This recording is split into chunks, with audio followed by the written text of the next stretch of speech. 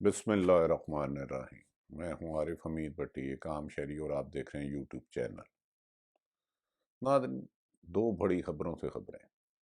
کل وزیر اعظم عمران خان نے بالآخر وہ دعویٰ کر دیا جو انہیں بہت پہلے اس پہ امپلیمنٹ کرنا چاہیے تھا کہ مہنگائی ہر حال میں کم کی جائے۔ دعوے تو انہوں نے الیکشن سے قبل بھی بے پناہ کیے، لیکن اتفاق سے یا مجبوراً یا کسی بھی وجہ سے وہ پورے نہیں کر سکے۔ اگر کل کا یہ دعویٰ جو انہوں نے کیا پورا کر لیتے ہیں، اور دیگر جو سیاسی صورتحال ہے اپوزیشن کی، تو یقیناً ایک بہتری کی طرف وزیر اعظم کا قدم ہوگا۔ ناظرین، ان دو تین باتوں پہ گفتگو کریں گے۔ اگر عارف حمید بٹی کا چینل آپ کو پسند آئے، اسے سبسکرائب کریں، اسے شیئر کریں، لائک کریں۔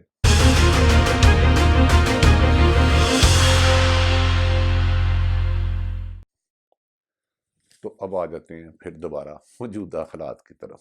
کل نہ جانے کیوں پی ایم جو غافل تھے اپنے فرائض سے، جو اللہ تعالیٰ نے انہیں ذمہ داری دی تھی اس قوم کی کہ وہ عام کے لیے مسیحا بنیں گے اور لوگوں کی مشکلات میں کمی کریں گے، وہ بھول چکے تھے۔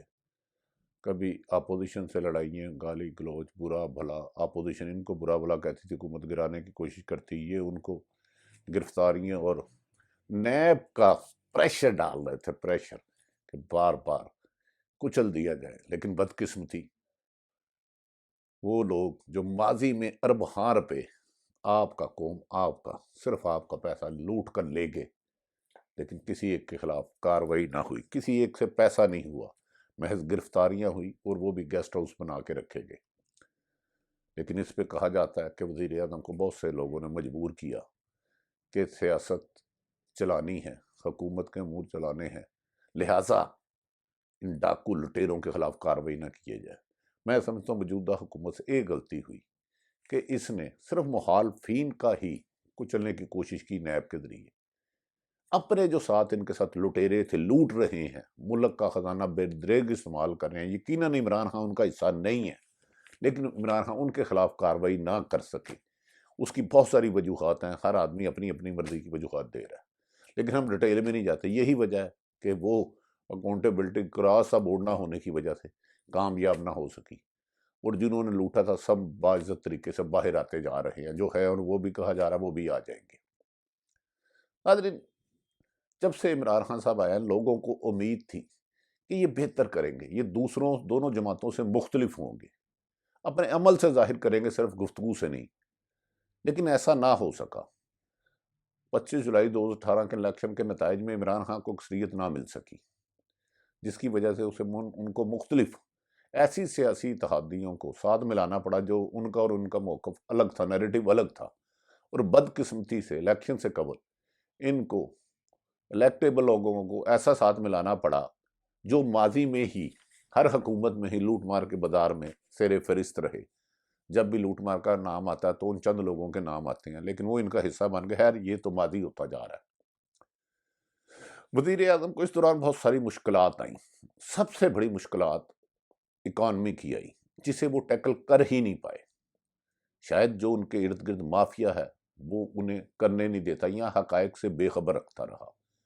اس دوران بھارت نے بھی انگڑائی لی اور پاکستان پر حملہ کرنے کی کوشش کی، لیکن پاک فوج کے جوانوں نے، انہوں نے، ہمارے بھارت نے 2 درخت گرائے، 2 درختوں کو شہید کر دیا، بے جان درختوں کو جو سایہ دیتے تھے، لیکن پاکستان کی فوج نے ان کے 2 جہاز مار گرائے اور ابھی نندن اپنے پاس رکھ لیا، جسے بعد میں خیر سگالی طور پر انہیں واپس کیا گیا۔ پاکستانی ملبوسات پہن کر ابھی نندن ان کے منہ پہ تماچا رہے گا۔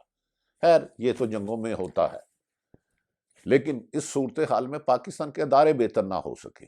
عمران خان بہت بلند دعوے کرتے رہے، لیکن دعوے بدحالی کا شکار رہے، بیڈ گورنر عروج پر رہی۔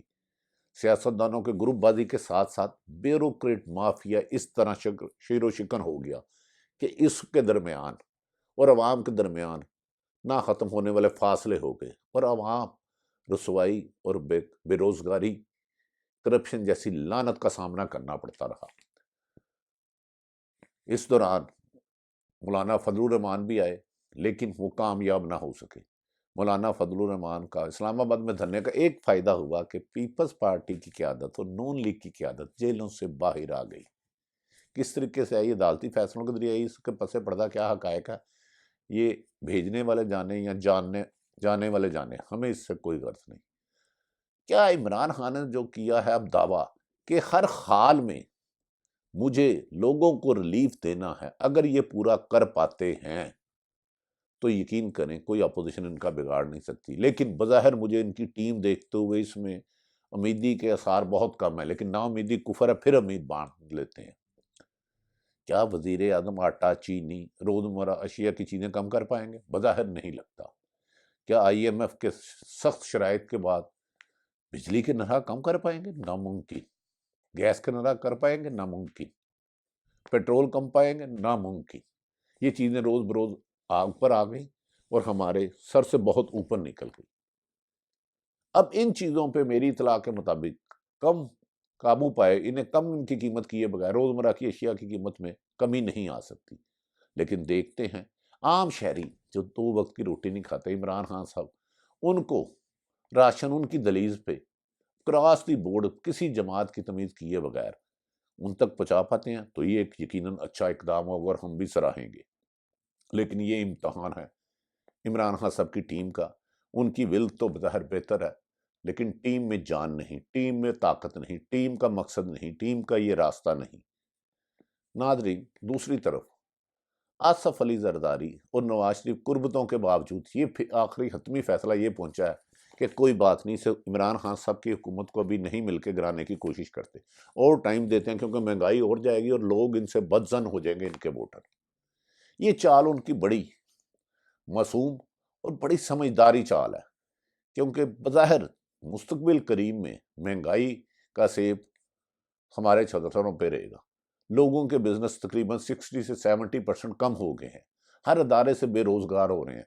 4 کروڑ کے قریب بچے سکول نہیں جا رہے. ہر سال اوسطاً 25 سے 20 لاکھ لوگ بے روزگار ہو رہے ہیں، لیکن کوئی ان کا نہیں دیکھتا. ناظرین، میں جانتا ہوں کبھی ہمیں ہر جماعت پہ تنقید کرنی پڑتی ہے. آج انفیکٹ تھوڑی سی بات آپ سے گوش گزار کرنے لگوں. کسی بھی جرنلسٹ کی کسی بھی جماعت کا سپوکس مین نہیں ہوتا. آپ سب کے کسی نہ کسی جماعت سے وابستگی ہو سکتی ہے.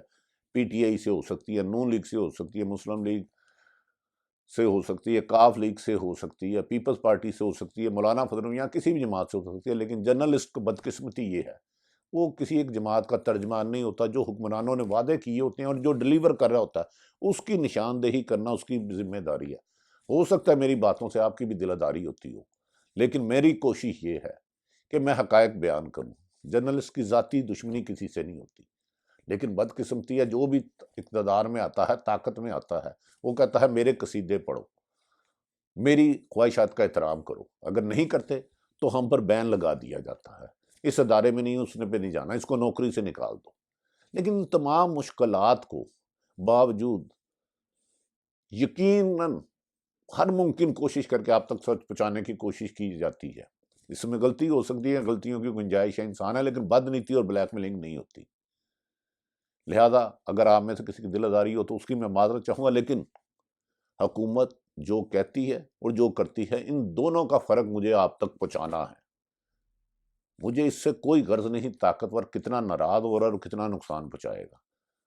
میرا ایمان یہ ہے کہ مجھے جو اللہ تعالیٰ نے ذمہ داری دی ہے، حقائق تحقیق کر کے، بار بار تحقیق کر کے انہیں عوام تک پہنچانا. فیصلہ آپ کریں آپ کا لیڈر کون ہونا چاہیے، اس سے مجھے کوئی غرض نہیں ہوتا. آپ اپنے لیڈر نواز شریف کو مانیں، زرداری صاحب کو مانیں، عمران خان صاحب کو مانیں، فضل الرحمان کو مانیں، ایم کیو ایم کو مانیں، لیکن اس جرنلسٹ کی تھوڑی سی جگہ سائڈ پہ آ کے دیکھیے گا، وہ پارٹی کسی ایک لیڈر کا بھی ترجمان ہو جائے گا تو پھر وہ صحافی نہیں رہے گا، پھر وہ قلم کو گالی بنا دے گا. نہ ہی اگر مجھے کسی ایک جماعت کی فیور کرنی ہوگی تو وہ میں جماعت جا کروں. ناظرین، عمران خان سے مجھے بہت توقع ہے، وہ کچھ کریں گے، لیکن بدقسمتی ہے نہ وہ پنجاب کی ٹیم تبدیل کرنا چاہ رہے ہیں، نہ وفاق میں جو ویل وشر ہے ان سے بات سننا چاہ رہے ہیں.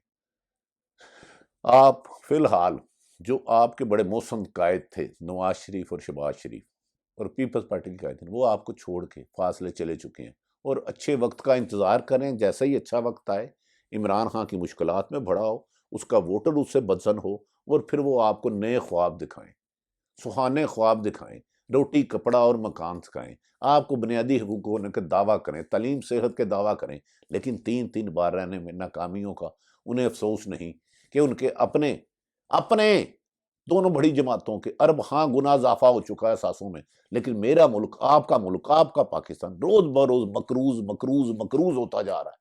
ایک شخص 2.25 لاکھ کا تقریباً مکروز ہو گیا ہے، بچے سکول نہیں جا رہے، لیکن کسی کو یہ غرض نہیں۔